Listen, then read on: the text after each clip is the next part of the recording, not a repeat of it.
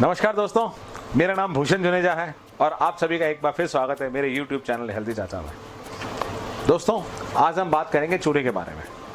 चूना भगवान की दी हुई एक ऐसी मेडिसिन है जो बहुत सस्ती और हिंदुस्तान के हर कोने में अवेलेबल है। छोटे या छोटे गांव में, बड़े से बड़े शहर में चूना अवेलेबल है और बहुत ही आसानी से मिल जाता है। अगर आप चूना रोज़ाना खाते हैं तो आप बहुत सारी बीमारियों से लड़ सकते हैं। आपकी बॉडी की रेसिस्टेंस पावर बढ़ जाएगी और बहुत सारी बीमारी आपकी ज़िंदगी में कभी आएंगी ही नहीं। सबसे पहले मैं आपको बताता हूँ कि चूने का इस्तेमाल कैसे करें। चूना आप जब भी लें तो एक गेहूं के दाने के बराबर मात्रा में आपको लेना है। अगर आपकी उम्र 20 साल से ऊपर है, 20 साल से कम के लोग को चूना अभी ना दे तो ज़्यादा अच्छा है। अगर फिर भी वो लेना चाहते हैं तो बहुत थोड़ी मात्रा में, तो चावल के दाने के बराबर वो ले सकते हैं, लेकिन 10 साल से कम के बच्चों को बिल्कुल भी ना दें।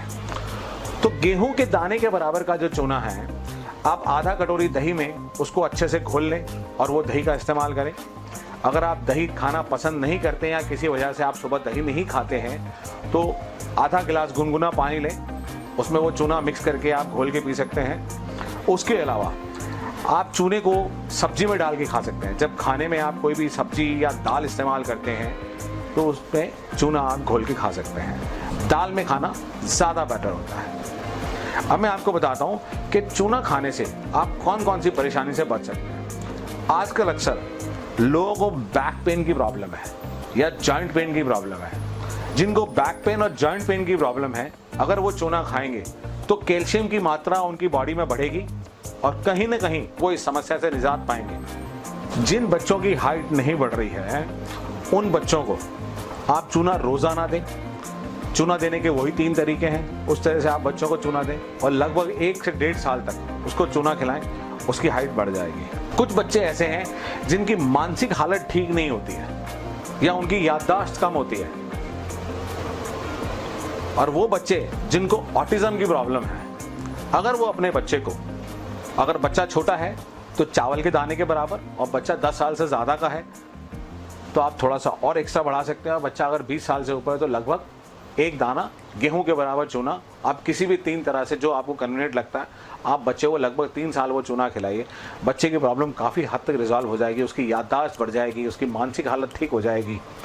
जिन लोगों को पीलिया हो गया है तो गन्ने के रस में अगर आप चूना मिलाकर के उनको सुबह शाम देते हैं तो हफ्ते भर में उनका पीलिया बिल्कुल ठीक हो जाएगा।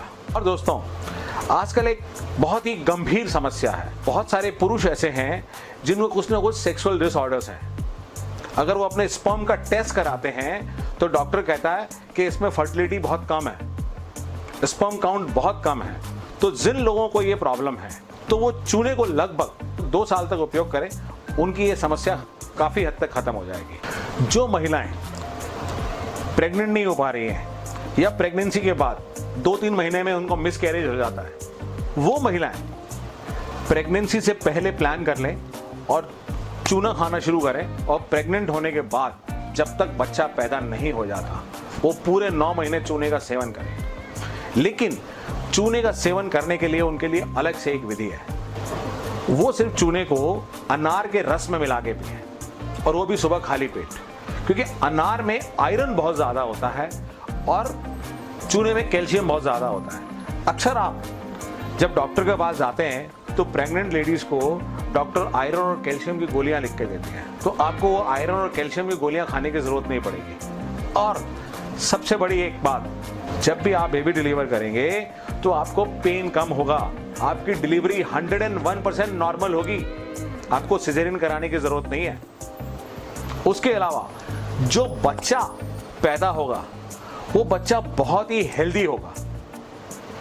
उस बच्चे का मानसिक विकास दूसरे बच्चों के कंपैरिजन में बहुत ही बेहतर होगा। वो बच्चा एक्स्ट्रा ऑर्डिनरी होगा, उसकी याददाश्त, चीजों को ग्रैस्प करने की पावर वो बहुत ज्यादा होगी।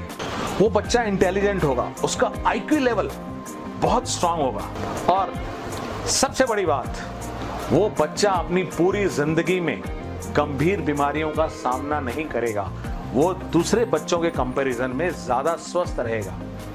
तो सिर्फ अगर एक चूना खाने से इतनी परेशानियों से बचा जा सकता है तो चूना क्यों ना खाया जाए। एक समस्या और आजकल है रीढ़ की हड्डी में गैप आ जाना, जिसको बोलते हैं स्लिप डिस्क।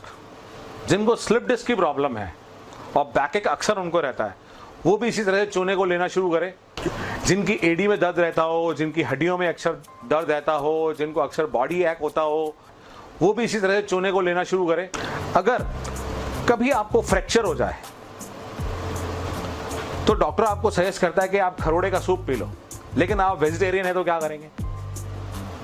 अगर आप वेजिटेरियन हैं तो चूना खाइए। चूना एक सबसे बेस्ट मैकेनिज्म है जो आपकी हड्डी को मजबूत करता है और जॉइंट करता है उसको। पुराने जमाने में ये जितने बड़े बड़े किले बने हुए ना राजस्थान में या हिंदुस्तान के किसी और पार्ट में, वहां की सभी दीवारें चूने से बनी हुई हैं और उनकी लाइफ देख लो। आज जो मकान सीमेंट से बनते हैं ना, उनकी उम्र 50 साल 60 साल होती है, लेकिन वो जो चूने से बने हुए मकान है ना, या वो किले बने, उनकी उम्र 500 साल 800 साल 1000 साल है। तो चूना दोस्तों आपकी फ्रैक्चर हुई हड्डी को भी जोड़ने का काम करता है। लेकिन चूने में एक प्रिकॉशन भी है। जिन लोगों को स्टोन की प्रॉब्लम है, यानी कि पथरी की समस्या है, वो चूना बिल्कुल ना खाएं। चूना उनके लिए जहर है, यहां तक कि वो चूने वाला पान भी ना खाएं। दोस्तों, हमारे हिंदुस्तान में ना एक परंपरा है, लोग अक्सर खाना खाने के बाद ना पान खाते हैं। वो पान खाने की जो परंपरा है, उसके पीछे एक बहुत बड़ी साइंस है, और वो यही साइंस है कि आप चूना कैसे खाएं। लेकिन हमने उस पान को फैशन बना लिया और चूने के साथ कत्था मिलाना शुरू कर दिया। वो पान किसी भी हालत में उपयोगी नहीं है, वो सिर्फ आपको टेस्ट दे रहा है लेकिन सेहत नहीं दे रहा। अगर पान को आप सेहत के रूप में लेना चाहते हैं तो उसमें कत्था और सुपारी 2 चीजें निकाल दें। ये रामबाण औषधि का काम करेगा। दोस्तों, अगर मेरी ये बताई बातें आपको अच्छी लगी हो तो मेरे चैनल को सब्सक्राइब करिए, ज़्यादा से ज़्यादा लोगों को शेयर करिए और मेरे बाकी वीडियो भी आप देखते रहें। थैंक यू दोस्तों, वंदे मातरम।